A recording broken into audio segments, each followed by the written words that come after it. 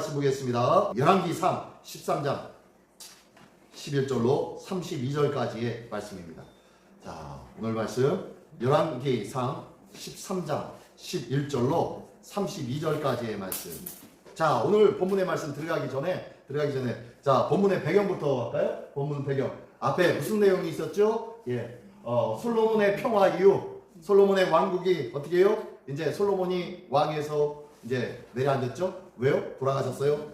40년 동안 이스라엘 다스리다가 솔로몬이 이제 죽게 되었고, 그리고 그 이후로 왕국이 통일왕국이 남유다, 북이스라엘로 갈라지게 되었습니다. 이러한 왕국의 분열은 뭐예요? 영적 타락을 끌어당기기 시작합니다. 자, 남유다는 그래도 약속에 의지하여서 가고 있었어요. 그래도 끝까지는 아니지만 그래도 조금 하려고는 했었어요. 근데요, 북이스라엘은요, 약속과 전혀 상관없이 그저 지금까지 익숙했던 약속의 말씀들하고 비스무리하게 해서 그 명백을 유지하죠. 하나님은 그 비스무리한 것을 아주 싫어하신다고 했죠? 네, 아주 싫어하세요. 비스무리한 것은 절대로 하나님께서 용납하지 않습니다. 아예 차라리 다른 신을 섬기든지 해야 하지, 차라리 그거나 더 챙기세요. 하나님을 믿었다, 중간에 뭐 다른 신을 믿었다, 이러는 것은 정말로 싫어하시는 것이 하나님의 그러한 모습인데, 이 북이스라엘이 그렇게 합니다. 그러므로 인해서 북이스라엘은 어떻게 해요? 구습을 반복하고 죄악을 반복하죠. 그러고 난 다음에 결국에는 우상숭배와 불법을 자행하는 북이스라엘이 되어집니다. 자, 그런 상황 속에 북이스라엘의 왕 누구죠? 첫째 왕, 북이스라엘의 첫 번째 왕 누구였죠? 네? 여로보암이 어떻게 합니까? 온갖 우상을 막 갖다 놓고 같이 섬기고 산당을 크게 만들어가지고 베델과 단에다가 금송아치를 놓고 하나님이다, 이게 하나님이다 라고 하면서 거기다가 절하라고 얘기하고, 절기도 7월 15일이 아니라 8월 15일로 바꾸어가지고 비스무리한 절기를 만들어서 합니다. 이 모든 것들이 우상숭배, 불법, 제10계명, 1계명, 2계명을 어기는 것이고, 또한 나 제사장 할게요 라고 하는 사람들을 다 제사장 삼아서 제사장을 만들어버리죠. 그래서 하나님의 제의법, 레위기를 무시한 제의법을 무시하고 그냥 원하는 대로 하나님의 뜻과 하나님의 방법으로 세워주는 사람들이 아니라 어때요? 사람의 생각과 사람의 방법으로 세워주는 사람들이 나오게 됩니다. 그래서 북이스라엘의 종교는 하나님을 온전히 바라보는 종교가 아닌 것처럼 퇴락하지요. 자, 결국에는 그러한 가운데 북이스라엘에서 이 베델이라는 곳, 남쪽에서 금송아치를 놓고 여기가 하나님이시다 라고 하면서 제사를 드리라고 하였던 곳에 여로보암이 가가지고 제사를 지내려고 할 때에 누가 등장합니까? 지난번에 13장 1절부터 10절까지의 내용에 어떤 사람이요? 하나님의 사람. 이름이 있다 없다? 이름이 없어. 이름이 어떤 사람인지 몰라요. 그가 어디 출신인지도 몰라요. 그냥 하나님의 사람이라고 나와 있어요. 참 이상한 사람이에요. 그 사람은요. 한번 그 사람이 오늘도 나오는데요. 그 사람이 어떻게 합니까? 와가지고 제단아! 이 제단은 너는 말이야, 너를 섬기는 저 선지자들, 너의 선지자들이 네 위에서 불타서 죽게 될 거야. 그리고 네 제단 위에는 온갖 사람의 뼈다귀들로 가득하게 된 부정한 제단이 될 거야. 하면서 막 선포를 해버립니다. 여로보암이 와가지고 그 아이 위에서 제사를 지내려고 하고 불을 붙이려고 하고 있는데 그런 선포를 한 거예요. 그죠? 그랬더니 이 여로보암이 어떻게 합니까? 저를 잡아라! 라고 하면서 손을 펴가지고 했더니 손이 어떻게 됐다고요? 마음이 됐어요. 굳어져 버렸어요. 그러니까 깜짝 놀랐어요. 그러면서 하나님의 말씀이 반드시 선포될 것이다. 이것을 어떤 증거로 알 수 있냐면, 저 제단이, 너희가 불살르고 제단을 갔더니 저 제단이 갈라질 거고 저기에서 온갖 재들이 다 쏟아지게 될 것이야 라고 하니까 그 말이 어떻게 해요? 곧바로 성취가 되죠. 징조가 보여지는 거예요. 이 재단이 나중에 이 재단을 섬기던 그 너희의 제사장들, 선지자들이 그 위에 불살라서 죽게 되어지고 그 위에 뼈가 올라가가지고 태워지게 될 것이다 라는 것이 몇 년 후에 이루어진다고요? 300년 후에 이루어질 것을 이 하나님의 사람이 아주 예언을 한 거예요. 그리고 예언에는 반드시 뭐가 따른다? 징조가 따른다고 얘기했죠. 징조가 보여진 거예요. 자, 어쨌든 이 징조가 보여지고 합니다. 그랬더니 손 폈던 손이 안 굽혀지니까 이거 큰일 났다. 야, 너 하나님의 사람이니까 나 이거 다시 원래대로 해 다오 라고 하면서 다시 요구합니다. 그랬더니 이 하나님의 사람이 하나님 앞에 기도해서 원래 정상적으로 돌아오게 해줘. 그렇게 해가지고 야, 너 우리 집에 와. 우리 집에 와서 같이 나랑 같이 식사하자. 내가 더 좋은 예물을 줄게. 라고 하니까 아니요. 하나님께서 나는 그곳에서 먹지도 말고 물도 마시지도 말라고 했습니다. 나는 돌아갑니다. 오던 길로도 가지 않고 또 다른 길로 나는 돌아갈 겁니다. 라고 하면서 돌아갑니다. 이렇게 여로보암 왕의 그 부름과 초청도 거절하면서 큰 예물을 주겠다고 하는 그런 유혹도 무시하고 갑니다. 이게 바로 지난주까지의 모습이었어요. 자, 이런 배경에서 오늘은 그 다음에 계속 이어지는 이야기가 나오는데요. 한 가지 이야기입니다. 이 한 가지 이야기 좀 한번 얘기해 볼게요. 자, 오늘 이야기 잘 들으시면서 오늘 이야기 중에 한번 생각해 볼 거, 뭐 어떤 것을 관심 있게 봐야 되냐면요. 자, 이렇게 사명을 완수한 하나님의 사람이 넘어졌어요. 자빠진 게 아니라요. 영적으로 넘어져 버렸습니다. 영적으로 뭐 했다는 거예요? 하나님 떠나셨고. 영적으로 하나님의 뜻 외에 하나님의 말씀을 어떻게 해요? 어겼어요. 어긴 일들이 일어났어요. 어떤 일들이 어겼는지 한번 보시고요. 그 사람이 왜 이렇게 어겼을까? 한번 보십시오. 그리고 두 번째는 2번에 한번 읽어볼까요? 2번 한번 읽어볼까요? 시작.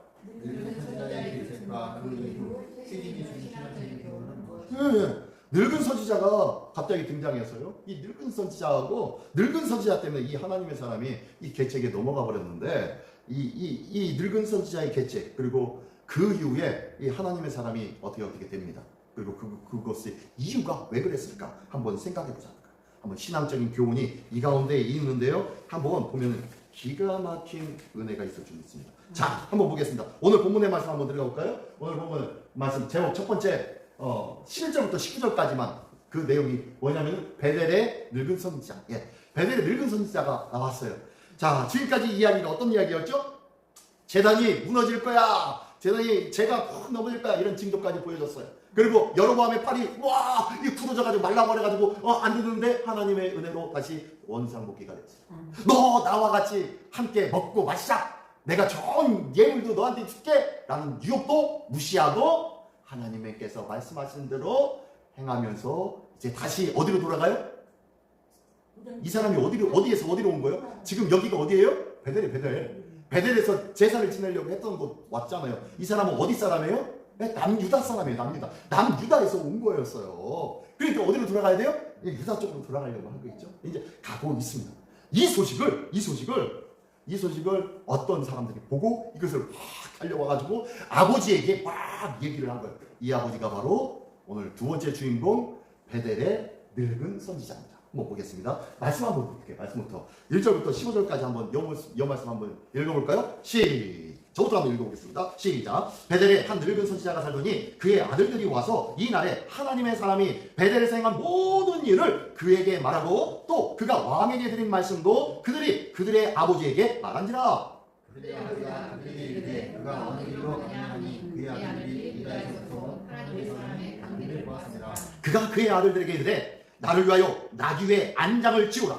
그들이 나귀의 안장을 지우니 그가 타고 하나님의 사람을 쫓아가서 상수리나무 아래에 앉은 것을 보고 이르되 그대가 유다에서 온 하나님의 사람이냐 내가 곁에 들어가라. 그가 그 사람에게 이르되 나와 함께 집으로 가서 떡을 먹으라. 대답하되 나는 그대와 함께 들어가지도 못하겠고 그대와 함께 들어가지도 못하겠으며 내가 이곳에서 그대와 함께 떡도 먹지 아니하고 물도 마시지 아니하리니 이는 여호와의 말씀이 내게 이르시기를 네가 거기서 떡도 먹지 말고 물도 마시지 말며 또 네가 오던 길로 되돌아가지도 말라 하셨음이로다. 그가 그 사람에게 이르되 나도 그대와 같은 선지자라 천사가 여호와의 말씀으로 내게 이르기를 그를 내 집으로 데리고 들어와서 내게 떡을 먹이고 물을 마시게 하라 하니 이는 그 사람이 다 같이 이에 그 사람이 그와 함께 돌아가서 그의 집에서 떡을 먹으며 물을 마시는 아멘. 아이고 이 하나님의 사람이 어떻게 했어요? 왕의 초청도 거부했어요. 근데 그냥 돌아갔다는 그 소리 듣고 베델에 살던 누구요? 늙은 선지자, 나이가 많은 선지자. 이 선지자가 이 소리를 듣고 누구를 찾아간 거요? 이 하나님의 사람을 막 뒤쫓아간 거예요. 뒤쫓아가가지고 우리 집에 오십시오 라고 초청을 합니다. 그랬더니 아니요 하나님의 말씀에 절대로 먹지도 마시지도 말라고 하셨어. 그러니 나는 당신 집에 가지 않겠소 라고 거절까지도 했어요. 기가 막히게 잘 이겨냈어요. 근데 왜 무너졌죠? 무엇 때문에 무너졌죠? 18절 18절 한번 읽어볼까요? 18절에 시작. 그가 그 사람에게 이르되 나도 그대와 같은 선지자 해! 이 늙은 선지자 이 사람도 뭐였어요? 선지자래. 같은 선지자. 어디에 있는 선지자? 베델에 사는 선지자. 베델에 뭐가 있어요? 산당이 있었어요. 그렇죠? 이 하나님의 선지자라면은 베델에 산당이 생기고 그곳에서 제사한다고 하였다면은 하나님께서 이 나이들은 이 베델의 선지자에게 말씀을 하셨을까요? 안 하셨을까요? 잘못돼서 가서 말려 라고 했을까요? 안 했을까요? 하나님께서 안 하셨을까요? 네? 아니 이 그 산당이 세워지기 전에 산당 세우려고 했을 때 이는 하나님의 뜻이 아니요 라고 선포해본 적도 하잖아요. 하나님의 사람이잖아요. 하나님의 선지자잖아요. 그런데 안 했던 것 같아요. 자기에게 맡겨진 책무를 제대로 감당을 했다 안 했다? 안 한 거예요. 읽어주신 말씀이 다 마음에 쓰다보고 잊어버렸을 때. 그랬을 거예요. 아마 잊어버린 거는 자기 생각에 잊어버리고 싶어서 잊어버린 것 같고요. 아마 가가지고 목숨 걸고 가가지고 산당 이거는 하나님의 뜻이 아니요. 제발 이것을 다시 치우시오. 하나님의 뜻은 하나님의 성전 예루살렘에 가서 우리 모두가 다 하나님의 제사를 드리는 것이 마땅하지 않겠소? 당신들이 지금 여러 번 당신 왕이라고 하고 있지만 당신이 지금 저 세운 제사장들도 하나님의 뜻과 어긋나는 것 아니요?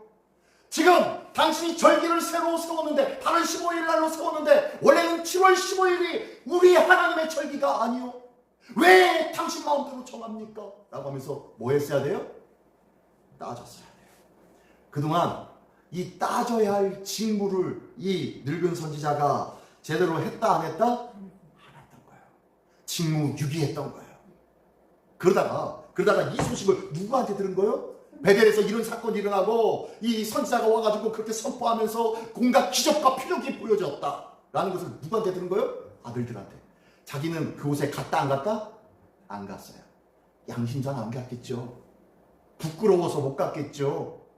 자기에게 맡겨진 일들이 있는데 그것을 그곳에서 선포해야 되는데 잘못했다고 얘기해야 되는데 그것을 할 수 없으니까 못 갔겠죠. 그렇겠죠?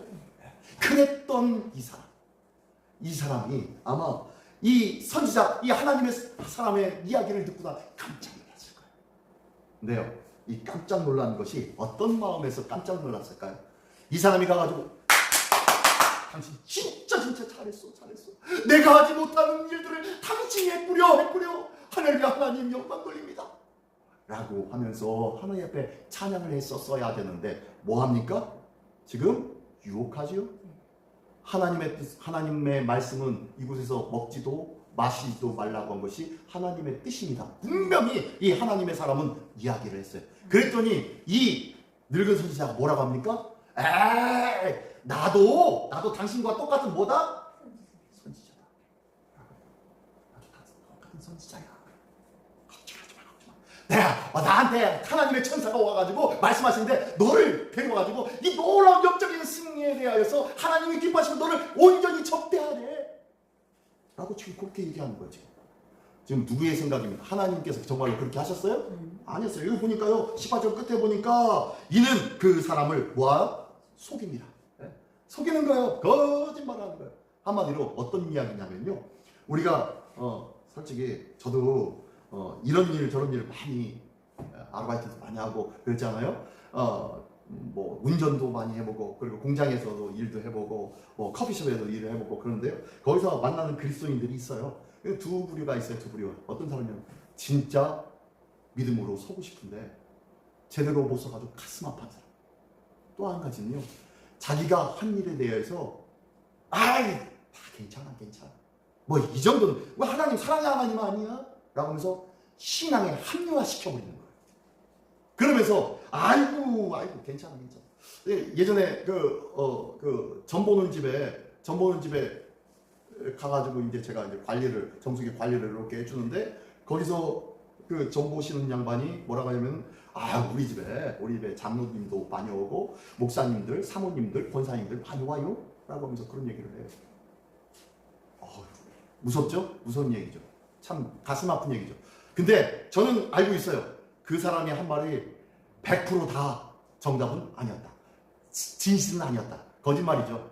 뻥을 치긴 쳤죠. 근데 완전히 또 거짓말은 아니야. 그런 사람이 간혹 있긴 있어요. 근데 이 사람 이것을 뻥튀긴 것이기도 하죠.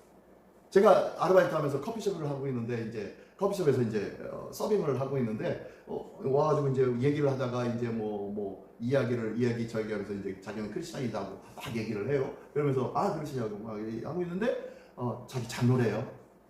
장로인데 상황에 따라 이 접대도 해야 되고 그리고 뭐 저기 그 아가씨 있는 집도 가야 되고 하면서 이제 그런 얘기를 해요. 하나님이 그런 거 왜 이해 못 하시겠어요? 다 이해하시겠지요? 라고 하면서 그런 얘기를 막 아주 편하게 얘기해요. 편하게 얘기하면서 그러면서 하나님께서 그래서 우리 그 사업장에 축복을 해주시는데 이런 축복 저런 축복을 해주셨고 뭐 공기관이죠. 정부에 의한 공기관에서 우리 사업장에 어떤 수주를 어떻게 줘가지고 이번에는 몇십억을 순이익 몇십억을 내게 되었다고 뭐 자랑을 하고 있는 거예요. 자랑을 하고 장로님이 그런 얘기를 하고 있어요. 합리화시키는 거예요. 지금 이 베델의 늙은 선지자가요, 이 하나님의 사람에게 한 일을 보십시오. 왜 이렇게 했을까요?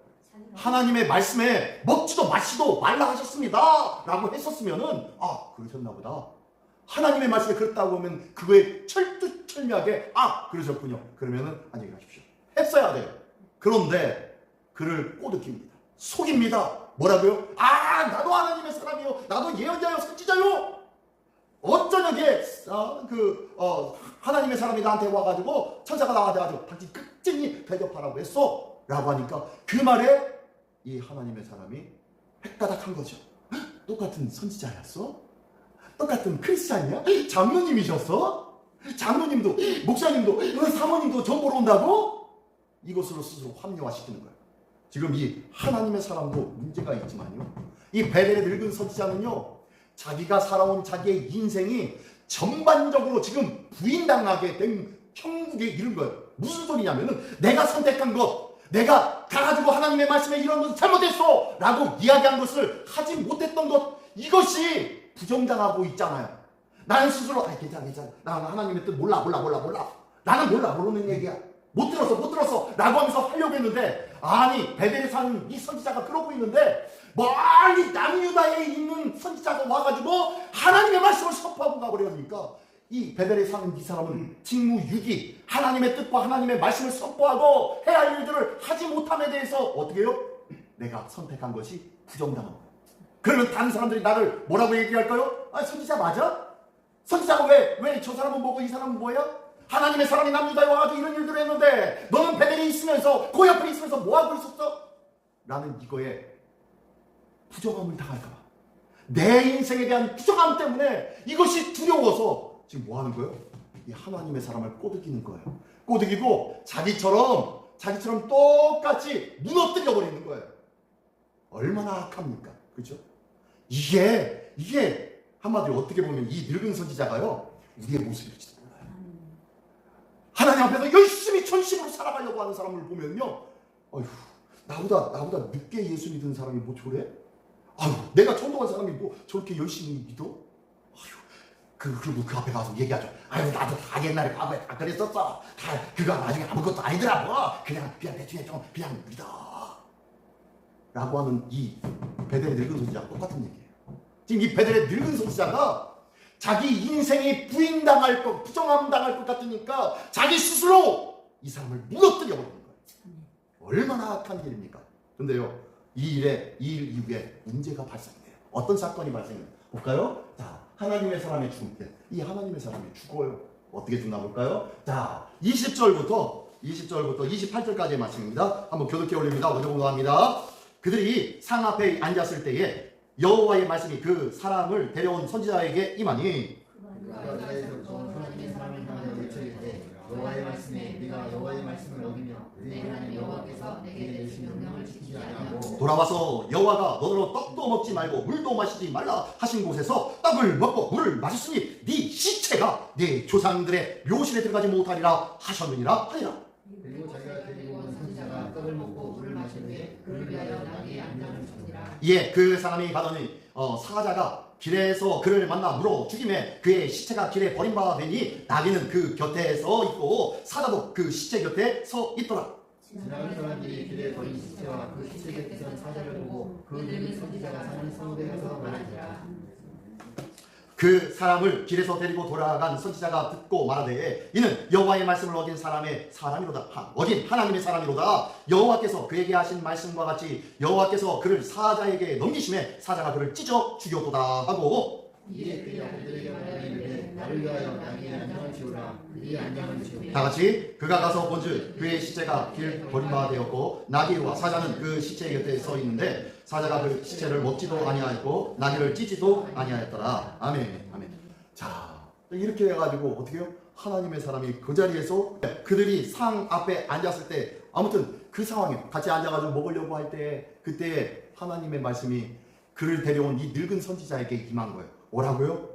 야, 유다에서부터 데려온 그 하나님의 사람을 향하여 외쳐라. 뭐라고? 여호와의 말씀에 네가 하나님의 말씀을 어기며 내 하나님 여호와께서 내게 내리신 명령을 지키지 아니하고 돌아와서 가다가 다시 돌아와서 여호와가 너더러 떡도 먹지 말고 물도 마시지 말라 하신 곳에서 떡을 먹고 물을 마셨으니 네 시체가 네 조상들의 묘실에 들어가지 못하리라 하셨느니라. 지금 이것을 누구의 입으로 지금 선포하게 만들어요? 늙은 선지자. 늙은 선지자를 통하여서 선포하게 만듭니다. 이야, 기가 막히죠?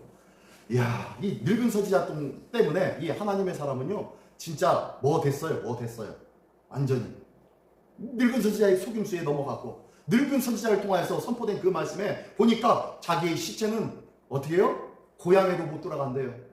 자기 조상들의 묘에 같이 누이지도 못한대요. 와, 이런 천한 광경이 어디 있습니까? 근데 이것이 언제 이루어진다고? 이것이 언제 일어나요? 300년 후에 일어나요. 이것이 그대로 일어납니다. 300년 후에 하나님께서 역사하신 말씀한 대로 말씀이 이루어지죠. 그 산당에 다 무너뜨리고 선지자들 다 불러 태워 죽이고 그리고 그 위에다가 뼈를 얹어가지고 다시 불 태워 주는데 이 뼈를 어디서 나요? 그 주변에 있는 묘를 다 뒤집어 엎어가지고 거기 있는 뼈를 다 갖다가 놓고 거기서 그냥 부정하게 만들어요. 근데 이 뼈를 갖다 놓을 때 이 하나님의 사람이라는 묘를 보죠. 그리고 이건 어떻게 할까요? 왕이시여 이거 어떻게 할까요? 요시야 왕에게 그랬더니 요시야 왕이 뭐라 그래요? 그건 나더라.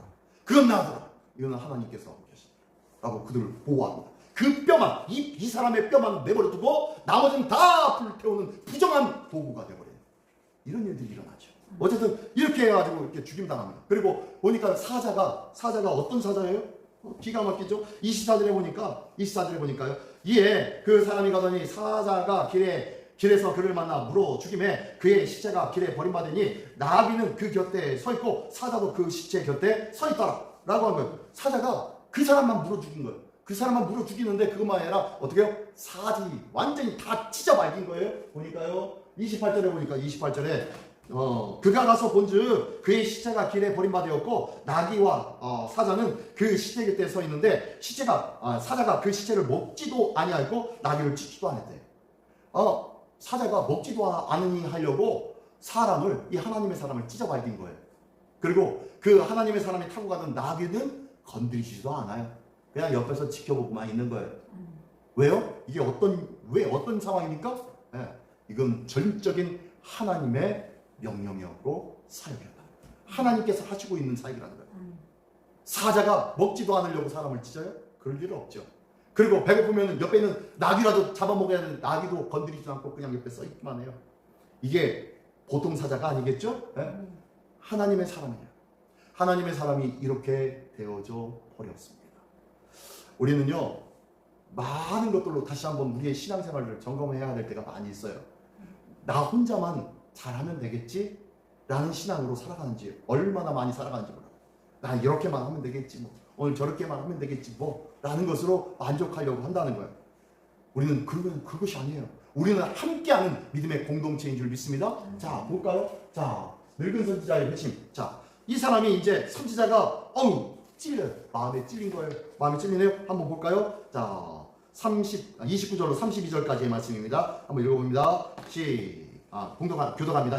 저부터 읽겠습니다. 늙은 선지자가 하나님의 사람의 시체를 들어 나귀에 실어 가지고 들어와 자기 성읍으로 들어가서 슬피 울며 장사하되 곧 그의 시체를 자기의 도시에 두고 보호라 내 문대에 하며 그를 위하여 슬피우니라. 그 사람을 장사한 후에 그가 아들들에게 말하기를 내가 죽거든 하나님의 사람을 장사한 묘실에 나를 장사하되 내 뼈를 그의 뼈 곁에 두라. 그가 여호와의 말씀으로 그들에 있는 재단을 행하고 또 사마리아 성문에 있는 모든 사람을 반드시 이룰 것이죠. 아멘. 아멘. 예. 자, 이제 늙은 선지자가 회심합니다. 뭘 통해서 회심해요? 이 하나님의 사람이 사자에 의해서 찢어 밝혀진 일. 이 사실이 누구의 역사다? 하나님의 역사라는 것을 보았죠. 사자가 있지만 먹지도 않고 옆에 있는 나귀를 찢지도 않고 쳐다보고 말했어요. 이것을 보면서 하나님께서 하신 거였구나. 이 사람 누가 죽인 거예요? 네? 이 사람 누가 죽인 거예요? 내가 죽인 거예요. 이 늙은 선지자가 죽인 거예요. 이 늙은 선지자가 자기의 합리화하려고 자기의 삶을 정당화시키려고 했던 이 교묘한 수체, 이 수체 때문에 이 사람을 죽인 거예요. 이것을 깨달은 거예요. 그러면서 이것을 깨달은 이 늙은 선지자가 어떻게 합니까? 이 29절 보시죠. 2절 보니까 하나님의 사람이 시체를 들고 와서 나귀를 실어가지고 돌아와서 자기 성읍으로 들어가서 뭐 했다고요? 슬피 울며 장사해야 돼요. 그냥 그것도 아니라 30절에 보니까 또 있어요. 그의 시체를 가지고 자기 묘실에 두고, 누구의 묘실? 자기 묘실에 두고 어떻게 해요? 오라 내 형제여 하며 그를 위하여 슬피 울더라. 통회를 하는 거죠. 자기 자신의 행위와 자기 자신의 결단의 일들, 이 모든 것들이 부정당할 것 같아서 두려워했는데, 그래서 그렇게 행하였더니 결국에는 이 사람을 죽이는 일을 하게 되었다는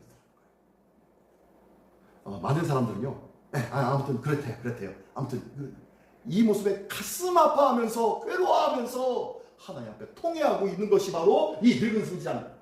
그리고 난 다음에 31절 32절에 보니까요, 그 사람이 장사한 후에 그 아들들에게 말하기를 뭐라고 얘기합니까? 나도 죽거든 이 사람 하나님의 사람 장사한 이 묘실에다가 나도 그 옆에다 뼈를 그대로 두어라 라고 얘기해요. 이 사람에 대해서 자기 묘실을 비워두고 거기다가 이 하나님의 사람을 묻어두고 난 다음에 나도 그 옆에 두어라 라고 얘기합니다. 왜 그럴까요? 왜 그랬을까요? 솔직히 약간의 그럴까, 이것을 알고 있었을까 모르고 있었을까 생각은 되지만 예언의 말씀을 기억하고 있었던 것 같아요. 이 예언의 말씀에 이 사람의 묘는 회파된다 안 된다? 안 돼요. 예언에 의하면 이 사람의 묘는 절대로 회파되지 않습니다. 그러니까요 그 옆에 같이 눕기를 원하는 거예요. 알고 그랬는지 모르고 그랬는지 모르겠지만 아무튼 이 사람이 진짜 하나님의 사람이라는 것을 알게 된 거예요. 그러니까 그 옆에 차라리 나는 아무것도 한 것도 없는데 이 사람 때문에 깨닫게 해줬고, 이 사람이 나를 바로 세워주었군요. 나는 별것 아닌 사람이었습니다. 차라리 이 젊은 이 예언자가 진짜 예언자입니다 라고 이야기하는 믿음의 고백이 바로 이 묘실의 사건입니다. 자, 한번 볼까요? 그러면은 함께 품어보는 주님의 마음. 첫 번째, 자 한번 읽어볼까요? 첫 번째 시작. 네, 혹시 여러분 아이고 그게 맞아? 그렇게 결정하는 것이 맞아?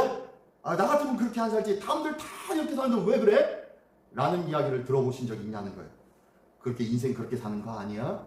그렇게 하면 안 돼. 제가요 예전에 말레이시아 선교사로 갔을 때요, 그곳에서 이제 한인교회였는데 한인교회여가지고 새벽에 기도를 막 했어요.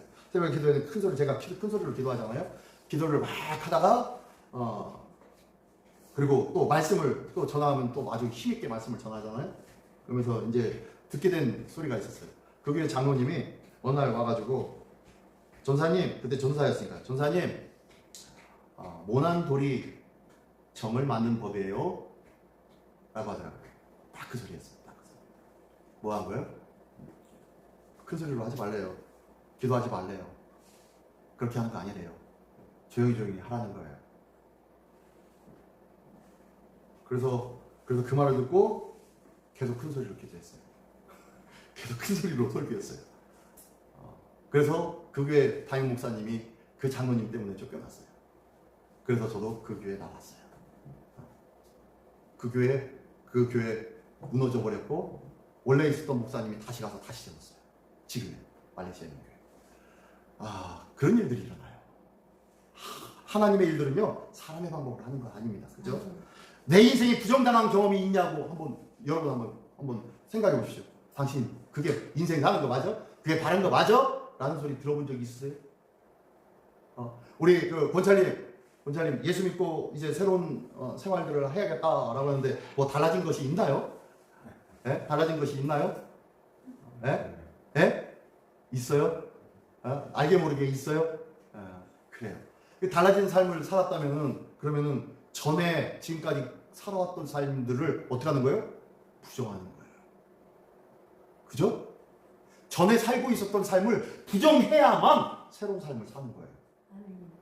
지금 요 인생에 부정당한 경험이 있냐고 했을 때요. 진짜 우리는요. 부정당하는 삶을 어쩌면 매일 해야 될지도 몰라요. 너 지금까지 행동한 거 잘못된 삶이야.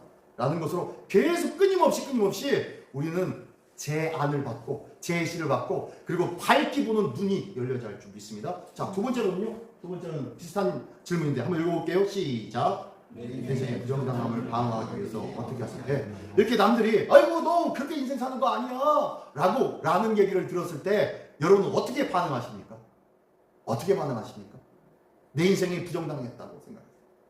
내 인생이 저 사람에 의해서 네 인생 아이고 그게 뭐니 그게 어떻게 인생 그렇게 살아? 라는 소리를 들었을 때 여러분은 어떻게 반응하겠나요? 어떻게 반응할까요? 네. 믿음 안에 있는 것과 믿음 밖에 있는 것을 잘 구별해야 할 줄 믿습니다. 우리가 이 주변으로부터 부정당할 때에 제대로 방어하지 못해요. 제대로 그냥 그런가 하면서 타협하게 되고요. 그것에 의해서 나도 모르게 그들에 의해서 끌려가는 일들이 많이 있더라는 거예요. 지금 이 늙은 선지자가 그렇게 된 거 아니에요?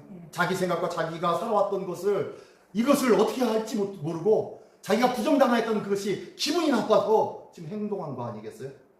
자, 세 번째 볼까요? 세 번째 한번 읽어봅니다. 시작. 덕분 인생을 통해서라도 나를 품고자 하시는 주님의 마음을 이해하세. 하나님은 어떻게 하십니까? 누구를 죽이세요? 누구를 죽여요? 하나님의 사람 선지자를 죽여요. 그를 죽여서 누구를 깨우쳐 주시는 거예요 지금? 늙은 선지자를. 이야, 기가 막히지 않습니까? 지금 이 하나님의 사람은 이게 뭐예요? 이게 뭔 날벼락이에요? 그죠? 이 완전히 그 대통 당했잖아요. 근데요, 그 하나님의 사람의 죽음을 통하여서 누구를 살리려고 한 거예요? 늙은 선지자를 살리려고 한 거예요. 무너져가는 그의 신앙과 그의 인생을 다시 바로잡혀 주신 거예요. 하나님, 이게 큰 하나님의 은혜가 아니겠습니까? 부족하고 미련한 나 때문에 더 큰 인생을 통해서 부족하고 나약한 나를 살려주시는 하나님. 더 많은 것을 손해보더라도 나를 끝까지 붙잡아 주시는 하나님. 그게 바로 오늘 내가 섬기는 하나님, 내가 감사하는 하나님, 내가 기도하는 하나님이신 줄 믿습니다. 자, 마지막 박스 안에 있는 말씀 한번 읽어볼까요? 동의서에서 시작. 동의서에서 먼 것 같이 우리 죄가를 우리에게서 멀리 옮기셨으며, 하나님께서 우리의 죄가를 동에서로 멀리 옮기셨대요. 하나님, 그 죄를 두 번 다시 돌아보신다, 안 돌아보신다? 안 돌아보신다.